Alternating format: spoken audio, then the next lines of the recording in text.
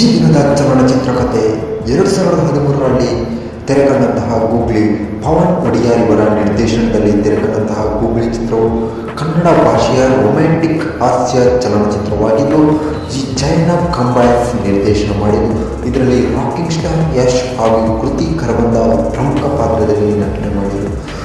ಹಾಗೆ ಈ ಚಿತ್ರದಲ್ಲಿ ಸೌತ್ ಕೋಕಿಲ ಇವರ ಕಾಮಿಡಿ ಪಂಚಸ್ ಹಾಗೂ ಅನಂತ್ನಾಗ್ ಸುದ್ದಪಾಳ್ವಾಡಿ ಅವರ ಪೇರೆಂಟಿಂಗ್ ಆ್ಯಕ್ಟಿಂಗ್ ಬಹಳ ಸುಂದರವಾಗಿ ನಟನೆ ಮಾಡಿದ್ದಾರೆ.